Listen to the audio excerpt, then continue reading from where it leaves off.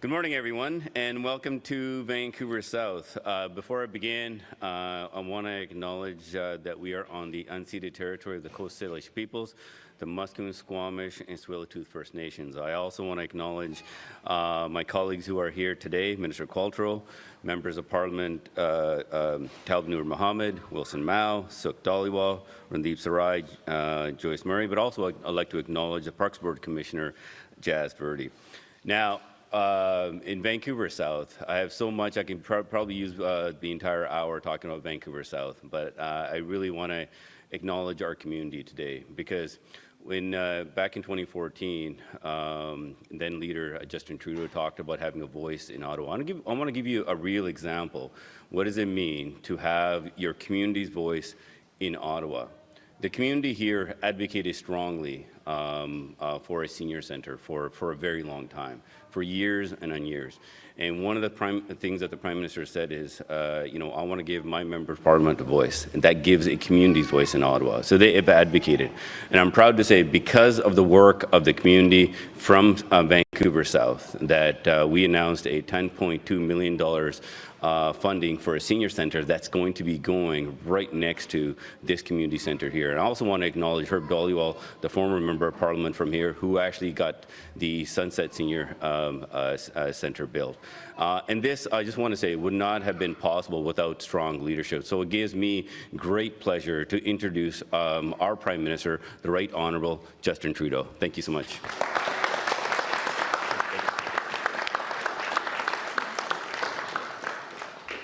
Good morning, everyone. Great to be back in Vancouver. This place is a second home to me. I've been back a lot lately, and I'm going to keep coming back because there's lots going on here. Great to be here with our outstanding team, including Parm Bains, who came over from Richmond, and all our other MPs and Minister. Great to be here with Harj, who, yes, has been an extraordinary advocate for this community, getting things built, delivering, being a strong voice for them in Ottawa, but also stepping up as a minister on my team, now in charge of emergency preparedness, and kept very busy by everything going on across the country and around the world, but it's great to have you there. Je suis aussi très content d'être ici avec Chrystia Freeland, notre vice-première ministre et ministre des Finances. C'est très bien que tu sois ici dans l'Ouest avec moi pour commencer à annoncer des choses qu'on amène dans le budget qui s'en vient dans quelques semaines. Today, we're here to tell you about our first announcement of what will be in our budget 2024. But before I get into the details, I want to step back and talk to you about what this upcoming budget is going to be all about. In one word, fairness. Why? Because for Canada to succeed, we need everyone to succeed. When you look out at the economy these days, it just doesn't feel very fair. With inflation, with high housing costs, with so much uncertainty here and across the world, it feels like there are some people doing really, really well, but a lot of people feel stuck, or worse, like they're falling behind. And when you look at who's feeling it the most, it's hard not to think about the young people trying to get their lives started in these complex times. Les jeunes ont peut-être les moyens de se payer les frais de scolarité pour aller à l'université, mais les loyers élevés rendent leur option limitée. Après leurs études, ils font face à des pressions que leurs parents n'avaient pas. Maybe young people want to start a family, but they don't know how they can afford something bigger than a one-bedroom apartment. And with the costs of groceries, monthly bills, and all the other realities of life going up, up, up, well, that can make it hard to save for the future, hard to get ahead. Les Canadiens font face à de nombreux défis, et nous, on a des solutions à ces défis. Now, the foundation of a good life is stability. That starts with a place to call home. We know that one of the biggest issues people are facing is being able to afford a place to live, whether you're making mortgage payments or rent. This morning, I want to talk about renters. In today's Canada, more people are renting than ever before, and that number is growing at double the rate of those able to buy a new home compared to a decade ago. Nearly 2/3 of young Canadians rent their homes, and they spend a greater share of their income on housing than other generations. And in cities like Vancouver, where we are today, this is even more true. This is the most expensive city to rent in the country. Renters matter. And young Canadians put a lot of their hard-earned money towards rent. We think that should count for a lot more. So today we're announcing new protections for renters and new pathways to home ownership. As part of our upcoming budget, we're going to create a Canadian Renters' Bill of Rights.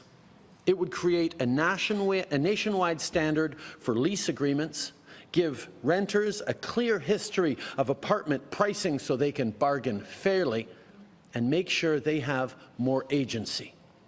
We're also going to launch a new legal aid fund that will protect tenants against unfairly rising rents, rent evictions, and bad landlords. And finally, we're going to help you make your rent count towards you becoming a homeowner. We'll do that by making sure that the fact that you pay your rent every month, which, remember, is a pretty significant amount of money, that payment and that demonstrated reliability that you've shown over months and years is taken into account when you apply for a mortgage. We're going to amend the Canadian Mortgage Charter and call on landlords, banks, credit bureaus and others to make sure that your rental history is taken into account in your credit score. This will make it easier to qualify for a mortgage or even qualify you at a lower rate. And just think about all the other things that will come from having a better credit score. A loan to help you start a small business, for example. On va rendre l'économie plus équitable pour les locataires avec la nouvelle Charte canadienne des droits des locataires.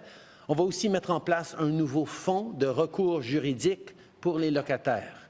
Ces deux mesures vont aider à garder les loyers équitables, à prévenir les rénovictions et à donner plus de pouvoir aux locataires dans le marché. En plus, on adopte une mesure pour que le loyer payé sur des mois et des années soit pris en compte dans la cote de crédit des locataires pour qu'ils puissent obtenir un prêt hypothécaire et peut-être même un meilleur taux d'intérêt. Ces solutions vont contribuer à protéger les locataires, dont beaucoup sont des jeunes, et à les aider à devenir propriétaires. In a world where you pay more than ever for rent, what could be a better demonstration that you're a good investment? And what is a better investment than in you, young Canadians? You make up the largest share of our working-age population. You work hard. You're creating, inventing, and developing incredible things that are building the future of Canada. You hustle. You are the heartbeat of the economy. And Canada's success in the 21st century depends on you. Now, there are renters of every age across this country, and these protections and opportunities will be there for every one of you. This is just one of the things that we're going to be doing in this upcoming budget to build an economy that is fair for every generation. Thank you. It's now my great pleasure to introduce to you the Deputy Prime Minister and Minister of Finance, Chrystia Freeland.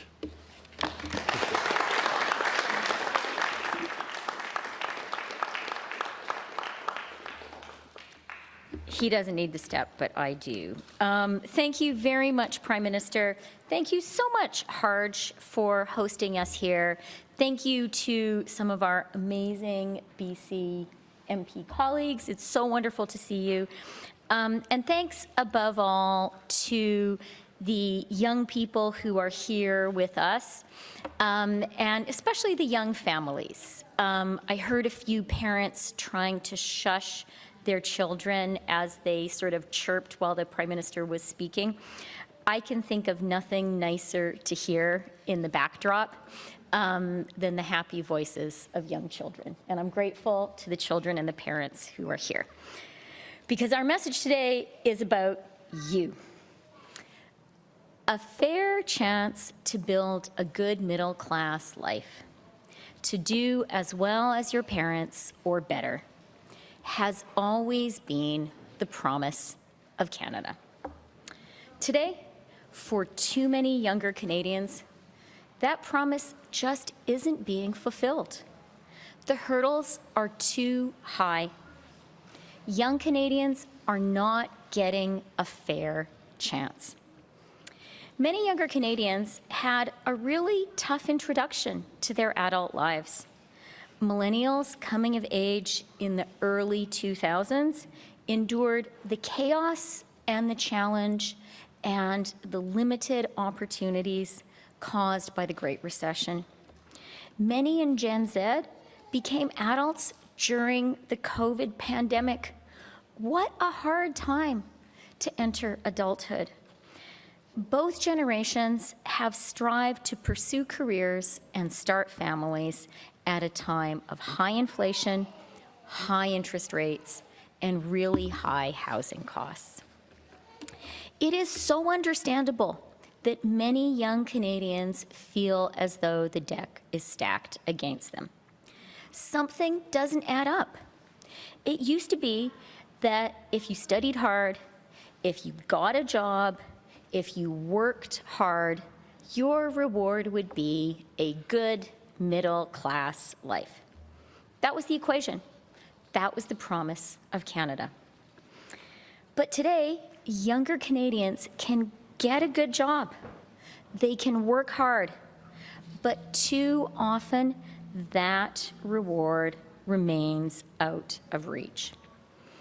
There are so many wonderful young Canadians, some young families here with us today. And I know that you, like young Canadians I speak to across the country, are worried. You look at the way your parents live and you wonder, how will I ever be able to afford that? A similar sense of anxiety exists among those of us who care about you, about our younger generation, your parents, your grandparents, your older sisters and brothers. We're worried too. We feel for our younger generations who have faced unfair burdens and who face unfair obstacles. What so many parents have achieved for themselves, a degree of comfort, a degree of security, we want for our children too. We want your hard work to be rewarded, just as it was for us. We want you to face the future with a sense of optimism, a sense of anticipation, not with a sense of angst. Nous avons atteint un moment charnière pour les milléniaux et la génération Z. Ils sont remplis de talent et ont un potentiel énorme. Ils ont besoin de voir et de sentir que notre pays peut fonctionner à leur avantage, que la promesse du Canada peut encore se concrétiser. Ce que nous unit en ce moment, c'est le désir d'aider chacun à réaliser la promesse du Canada et d'avoir cette réelle chance de bâtir une vie au sein de la classe moyenne. And so to the younger Canadians here with us today, and to all of you across our amazing country, I just want to say, your concerns are real. You're not making it up. Your frustration is understandable. This isn't your fault, and it doesn't need to be your future. We have a plan to build a Canada that works better for you, where you can get ahead, where your hard work pays off, where you can buy a home, and where you can realize the incredible promise of our great country and get a fair chance at middle-class life. So, how will we do it? First, we are going to turbocharge the construction of new homes across the country. Because the best way to bring down home prices is to increase supply, and quickly. That's why we're cutting red tape and reforming zoning, so more homes get built and get built faster.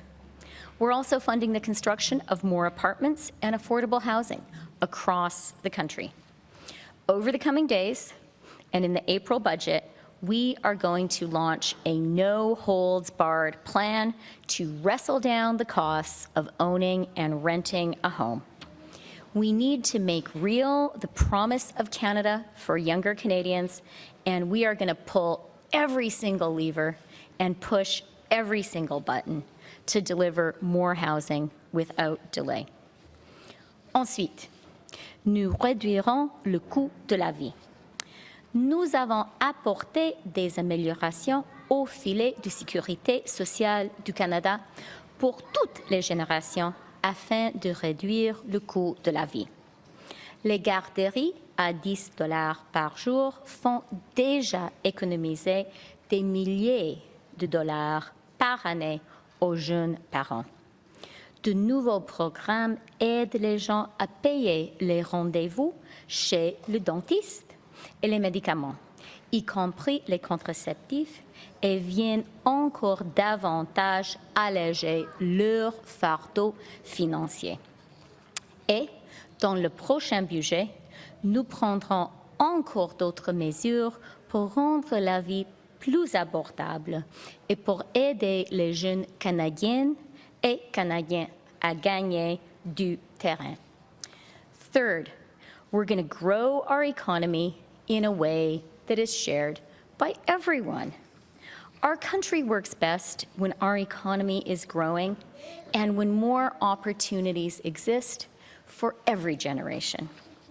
To drive the kind of growth that will move the needle for Canadians, we're going to use the coming budget to build on our efforts to increase investment, to enhance productivity, and encourage the kind of game-changing innovation that will create good-paying and meaningful jobs and keep Canada and Canadians at the economic forefront.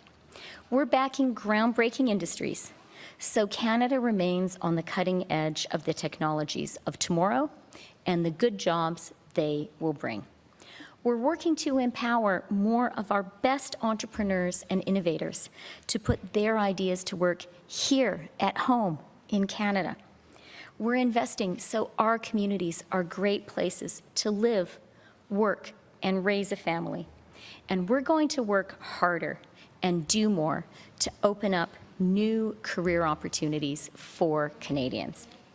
We're acting now and acting with purpose, because the costs of inaction today would be borne chiefly by younger Canadians. We'd be leaving them behind. And we can't and we won't do that. Instead, we're going to help young Canadians realize the promise of Canada with a responsible economic plan that reduces our debt to GDP ratio and grows the economy, so we can ensure today's strong social safety net is affordable and is strong for future generations. Today, as a next step in our plan, we are here to announce robust new protections for renters and an easier pathway to home ownership for people who are renting a place right now. More Gen Z and millennials are renting today than the generations that came before them. This is especially true here in BC. Here, almost 60% of Canadians between the ages of 25 and 34 are renters. In comparison, only 24% of people between the ages of 55 and 64 are renters. And we all know that renters are facing skyrocketing rent across the country, and we know renters need support right now. That's why we're introducing a new Canadian Renters Bill of Rights and a $15 million tenant protection fund. The Renters Bill of Rights, which we will develop in partnership with provinces and territories, will protect renters from unfair practices like rent evictions. It will make leases simpler by introducing a nationwide standard lease agreement and introduce price transparency by requiring landlords to disclose the price history of apartments. And the Tenant Protection Fund will increase access to legal services for tenants and support tenants' advocacy organizations. because when renters' rights are supported, they have a better chance of staying in their homes and their communities. Unlike many other monthly payments, renters don't get credit for what is often their biggest expense, paying their rent on time. It doesn't help your credit score yet. When it comes time to buy a home, renters deserve credit for the money they spend on rent today and that they have spent on rent over the years. So we're going to ask banks, lenders, landlords, and fintechs to work together to ensure that on-time rent payments by renters help renters to get better credit and potentially qualify for a mortgage, and maybe qualify for that mortgage at a lower interest rate. This tool, this element of fairness, is going to be especially useful for people who rent and have little credit history. Pour les locataires milléniaux et de la génération Z, nous facilitons l'accès à la propriété et, en attendant, nous facilitons la location. Grâce au compte d'épargne libre d'impôt pour l'achat d'une première propriété, nous aidons les locataires à épargner pour leur première mise de fonds et à se qualifier pour un prêt hypothécaire et à ouvrir la porte de leur première maison. And since we're here in Vancouver today, I just want to take a moment to give a shout out to Premier Eby and the BC government. The Premier and his team are doing ambitious and exciting things on housing.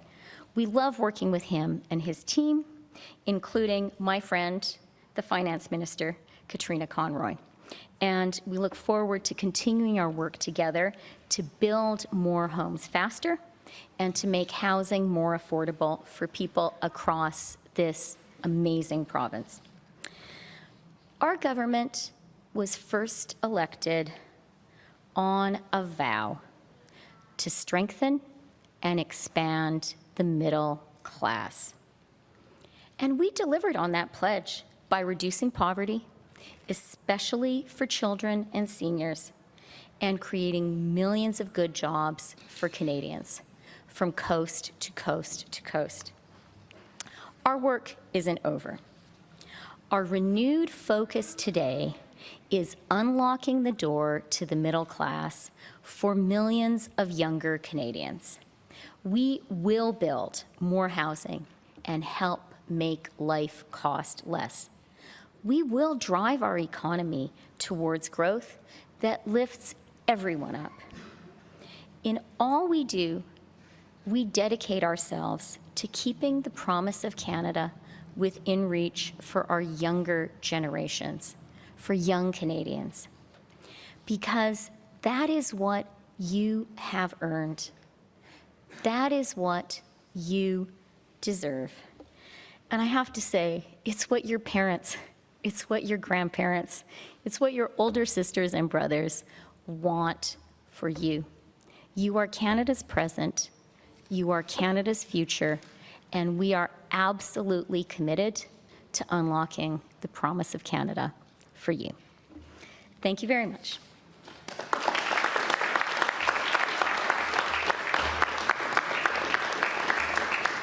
Merci. Nous allons maintenant passer aux périodes des questions. We'll now start the question and answer period. First question goes to Elijah Paulson from Global News. Hi, like you said, Elijah Paulson from Global News. In your press release today, you say that renters feel like the deck is stacked against them. Do you bear responsibility for that feeling after being in power the last 8 years? I think we've seen how important it is to support young people who are at the center of our economy and the center of Canada's success in the 21st century. And yet, we've seen time and time again international issues, whether it's inflation or interest rates or war or destabilized supply chains or a pandemic or climate change, knock young people about. We need to meet them where we are. Yes, we have invested massively in housing over the past years, but there is a need to do more. There is something fundamentally unfair about the fact that young people or renters pay $2,000 a month for rent, whereas someone paying $2,000 in their mortgage payments gets credit for that, gets to build their credit score, gets to access more financing from the banks. But if you pay $2,000 every month in rent, or even more in many cases, that doesn't count towards anything. That's not taken into account in evaluating you as someone who can be offered a mortgage and a pathway to home ownership. That's something that the number of renters increasing across the country, and quite frankly, the raise in rents across the country is requiring us to do. So that's why the heart of this announcement is about making sure we're focused on fairness. Fairness for renters, fairness for young people, fairness for the future. We're bringing forward a number of measures today to focus on renters, but over the next weeks, we're going to be talking about all the different things we're doing to bring in fairness for young people and for all Canadians. Great. And just a follow-up, 2 out of the 3 measures you're announcing today require substantial buy-in from either the provinces or the banks. Do you think those measures will be enough to win back millennial and Gen Z voters who previously had overwhelmingly voted for you, but have now moved to the Conservative Party? I got into politics focused on young people. I was a high school teacher here in BC. I got in as a youth advocate and an environmental activist, and I made working for young people the center of my campaign to become Prime Minister, and have focused on them ever since. And the reality is, young people who are key to our present and obviously key to our future are seeing a system that is stacked against them. That's true in Canada, but it's true elsewhere around the world. So what we're focused on now is making sure that young people can see their success in the economy, can see that their hard work is going to build a stable, better life for them. And we're starting today by recognizing that so many young people are renters, and being renters don't see anymore that pathway towards home ownership that was available to previous generations. One of the things we're doing to change that today is by, yes, working with banks, with lenders, with landlord associations, and with fintech innovations in the financial sector that are already moving forward on measures like this, to make sure that anyone who's paying rent anywhere across the country is able to demonstrate that reliability of paying rent every month as being worthy of the kind of investment that banks can make to get a mortgage later on. It's about changing the rules of a game in a way that meets young people where they are and responds to their hopes and dreams for the future. That's what I'm really excited about right now. Next. Okay. Je me suis lancé en politique en tant qu'enseignant avec une priorisation sur les jeunes. Je savais que d'amener les jeunes à s'intéresser à la politique et de les équiper pour un avenir qui est en train de se transformer, un monde qui est en train de changer, était nécessaire. On a fait énormément pour les jeunes au cours des dernières années, mais j'ai parlé à trop de jeunes ces jours-ci pour qui l'avenir n'est pas aussi prometteur que ça a été pour les générations antérieures. Et aujourd'hui, on fait une annonce pour les locataires où il y a énormément de jeunes qui payent des loyers, mais qui ne voient pas une piste vers l'achat d'une première propriété. Et un des gros défis, c'est que si quelqu'un paye une hypothèque à 2 000 $ par mois, bien, ils ont un certain crédit pour ça dans leur record, dans leur dossier, qui va ensuite permettre aux banques de leur donner plus d'argent dans l'avenir. Mais quelqu'un qui paye 2 000 $ en loyer à chaque mois n'a aucune reconnaissance de cette fiabilité du travail qu'ils font pour pouvoir payer ce loyer. Alors, on est en train de changer la donne. On va travailler avec les banques, avec les institutions financières, avec les propriétaires, pour s'assurer que quand quelqu'un paye un loyer de façon régulière, surtout que les loyers sont de plus en plus chers, ils vont être reconnus dans leur fiabilité comme étant un investissement sûr, et ils vont pouvoir accéder à des hypothèques éventuellement et peut-être même à des meilleurs taux d'intérêt pour acheter une maison. Next question. Merci. Thank you. Hi there, Thomas Hill from Bloomberg News. Asking rents in Canada increased 10.5% on the previous year in February. Do these measures go far enough to address rental inflation, and have you modelled how much of an impact you expect them to have? We know that rents have gone up across the country because of a few different factors. First of all, a shortage of housing. A shortage of apartments for rent, a shortage of units available on the market, which of course drives up prices. Which is why over the past year, including by removing the GST on purpose-built rental housing, which has led to many new apartment building projects going up, the Housing Accelerator Fund, which is changing the way municipalities zone and build density, we're investing massive amounts of not just money, but effort and partnerships in increasing supply across the country so there are more units, which will keep prices down. At the same time, we know there's challenges on the supply side as the population of temporary residents in this country has reached 6.5% of our total population, up from around 2 or 3% just 5 or 6 years ago. That's put tremendous pressure on the rental market, and that's why we're turning the dial a little bit on temporary residents, whether it's international students or temporary foreign workers, to make sure that they are a number that can be properly absorbed by our housing stocks. So we're working both on the demand side and on the supply side. But the reality is young people are spending a huge amount of their income on rent. And if you look at someone who pays a $2,000 mortgage, they're getting recognition and credit for that from the bank as part of their credit score. But if you're paying $2,000 a month on rent, that gives you no kudos. It gives you no credit. It gives you no recognition that you are working hard to meet your obligations and pay a sizable sum every month. That's why this change of making sure that the money you pay in rent every month is recognized as part of your reliability, as part of your credit score, will help you eventually unlock home ownership, access a mortgage, access borrowing, and be able to build that future that we know you deserve.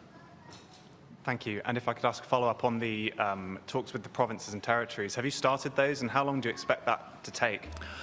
I have to say, being here in BC, I cannot help but emphasize that the positive conversations we've had with a number of governments, BC being forefront among them, on solving the rental and the housing crisis that people are facing right across the country. The BC Builds program, which was $2 billion put forward by BC that we matched with $2 billion from the federal government, is unlocking affordable housing across the province in an extraordinarily impactful way. We move forward with the Housing Accelerator Fund investment in Vancouver and in a number of municipalities across the Lower Mainland that is changing the way we build housing in this part of the country, and indeed right across the country. And we're going to continue to work with provinces right across the country who recognize the challenges of and the need to step up in partnership on solving this housing crisis. I don't think there's a single provincial government across the country that is saying, oh no, we need to do less on housing. No, we all need to do more.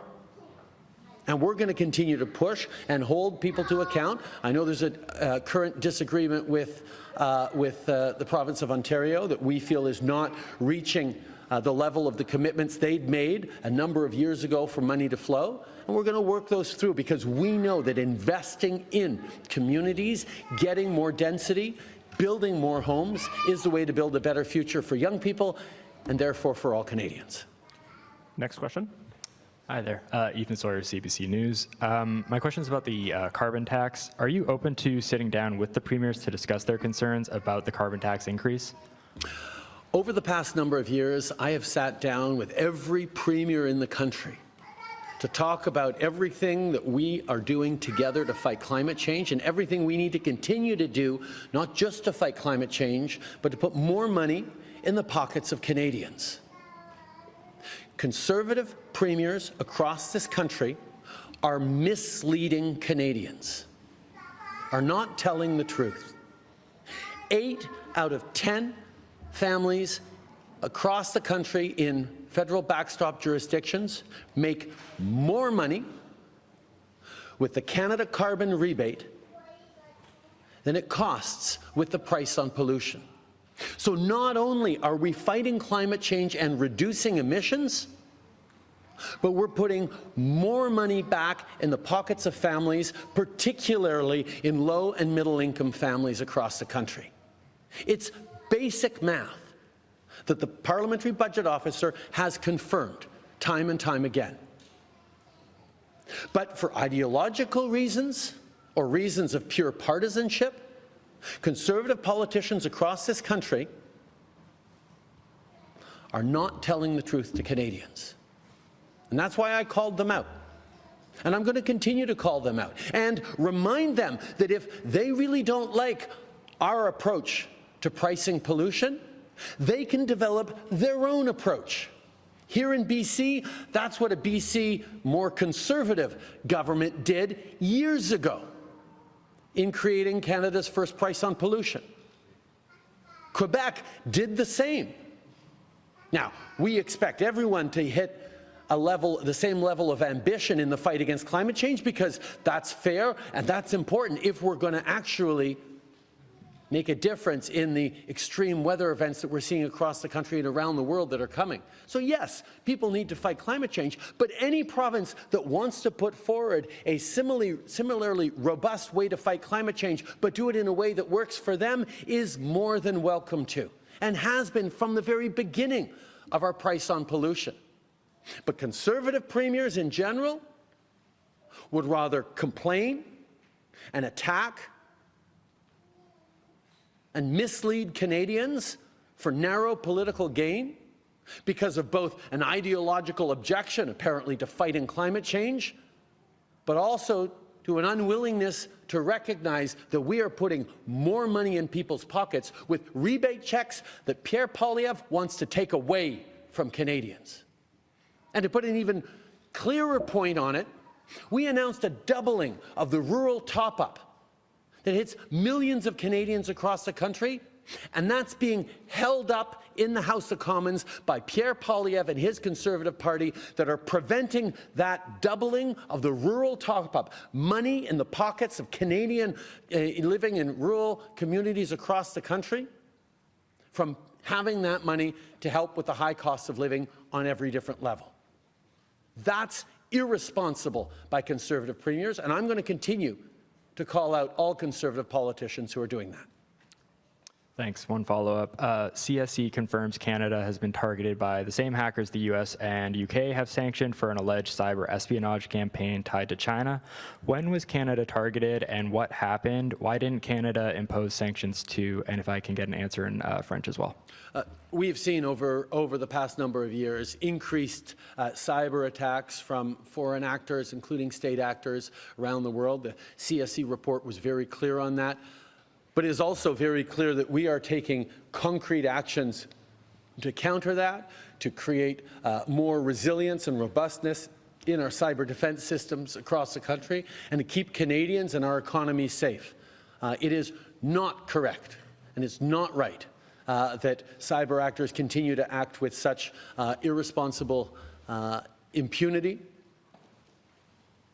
in our economies around the world, and we're continuing to work with our Five Eyes partners and other international partners to make sure that we're both protecting ourselves and ensuring that we're protecting into the future.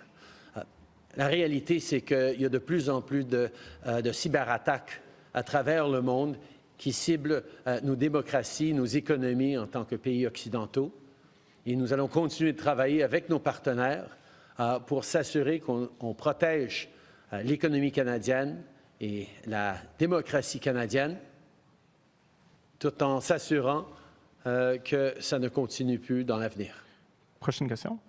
Bonjour, Wildinette Paul avec Radio-Canada. Alors, je vais vous demander de répondre, s'il vous plaît, en français et en anglais. Pourquoi vous proposez des solutions qui sont de compétences provinciales et à votre avis, à quel point cela pourrait ralentir la mise en place des mesures annoncées aujourd'hui? La réalité, c'est que les gens font face à une crise de logement à travers le pays. Et pour s'assurer qu'on est en train de faire tout ce qui est nécessaire pour répondre aux besoins des jeunes locataires et des locataires en général, on a pris des mesures pour que, par exemple, le loyer que les gens payent à chaque mois compte dans leur code de crédit. Comme vous savez très bien, les banques, les institutions financières sont d'une compétence fédérale. Et donc, on travaillera avec les banques et avec les provinces dans le besoin pour s'assurer que ces changements sont faits dans la façon qu'on s'assure que le loyer compte et est reconnu quand vient la capacité de bâtir un avenir économique plus prospère pour les jeunes. The reality is, we recognize that housing is a challenge right across the country. And banking is a federal area of responsibility, so making sure that we're working with banks to recognize that the monthly rent that so many people pay is something that they actually get recognition for and credit for, so that when they go to apply for a mortgage or to buy a home, people will be able to see that they were reliable, that they were there stepping up with an increasingly large portion of their monthly income to pay a rent. These are things that solve a problem of a system that wasn't meeting the needs of young people. We're excited to be leading on this right across the country. Merci. La prochaine question. Vous avez parlé aujourd'hui de la Colombie-Britannique. On sait à quel point c'est difficile pour de nombreux résidents en ce moment et on annonce 15 millions pour l'ensemble du pays. J'aimerais savoir qu'est-ce que ça va changer concrètement parlant en date d'aujourd'hui alors que plusieurs personnes ont du mal à se loger ces mesures annoncées? Attendez, on a investi 4 milliards de dollars en fonds d'accélération pour la construction de logements. On est en train de changer les règles au niveau des codes de crédit. Ça va faire une grande différence. On a investi des centaines de millions de dollars en abordabilité, en logement abordable. On a enlevé la TPS sur les constructions de nouveaux appartements, ce qui est en train de bâtir plus de blocs à appartements. On est en train de faire énormément de choses, mais aujourd'hui, effectivement, on fait une annonce importante de 15 millions de dollars pour les associations de locataires, de défense des droits des locataires, pour que des gens qui font face à des situations injustes ou qui se font mettre dehors à cause d'une rénovation, ont des capacités de se défendre. C'est de l'argent qui est là pour aider et appuyer les gens qui font face à des injustices. Et ça fait partie de la donne pour rendre un petit peu plus équitable notre système pour les jeunes et pour les locataires. Merci. Last question. Hi, Prime Minister Javad Siddiqui with Omni Television. This is regarding India-Canada relations. So how's India's cooperation shaping up on the assassination investigations of Canadian citizen Hardeep Singh Nijjar when Canada has credible allegations and India expects Canada to complete its own investigation first? The killing of a Canadian citizen on Canadian soil is something that we all should take extremely seriously. And the credible allegations that agents of the Indian government were involved in that is something that we did not declare lightly, but our responsibility to protect all Canadians from illegal actions by foreign governments is something that, as a country grounded in diversity, we need to take very seriously. That's why we've been unequivocal about standing up for the rule of law and ensuring that the appropriate investigations are being done in full accordance with our justice system and our police independence. At the same time, we're looking to work constructively with the government of India to get to the bottom of this, to understand how this could have happened, and to make sure that no Canadians are ever vulnerable again to foreign interference by any international power. And just switching gears back to today's announcement, when are you expecting to see the Bill of Rights in place, knowing that provinces would have to develop it? And then also, what's your estimate of how many renters in Canada may be able to make switch from renting to buying? And should they expect that this would be applied retroactively or after the legislation is passed? Establishing the principle with banks and lending institutions that people should get credit for the rent that they pay every month is something that, quite frankly, banks and financial institutions want to do. It will allow them to get more and more customers and get a more reliable picture of who they can lend to and who's going to be able to be part of a path towards home ownership in the coming years. There are technical challenges to that. If you can imagine someone paying rent to an uncle or paying rent to an elderly landlady who lives upstairs, maybe the records keeping and the documentation isn't quite there in a way that would make this easy. So there is going to be an implementation period.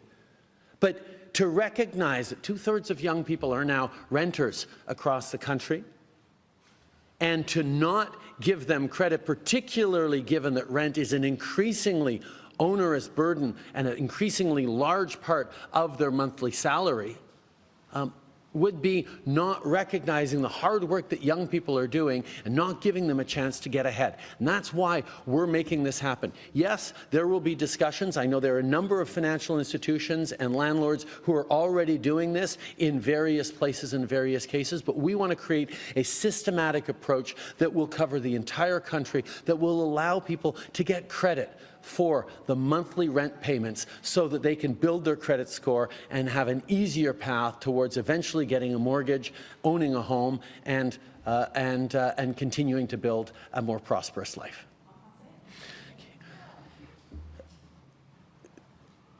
Nous savons que c'est un défi de s'assurer que tout le monde qui paye un loyer va pouvoir avoir ce loyer reconnu au niveau de leur code de crédit, parce qu'il y a bien des gens qui louent de particuliers ou d'une personne qui a seulement un appartement à louer, et d'avoir la transparence et la rigueur pour pouvoir appliquer ça à leur code de crédit va prendre un peu de travail. Mais je peux vous assurer que les institutions financières, comme les banques, sont très ouverts à faire ça. Il y en a plusieurs qui font déjà à petite échelle, parce que ça crée plus d'informations sur des jeunes qui sont fiables pour pouvoir faire une hypothèque. Si tu peux payer un loyer de 2 000 $ à chaque mois, ça rassure les institutions que tu vas pouvoir payer une hypothèque de 2 000 $ à chaque mois.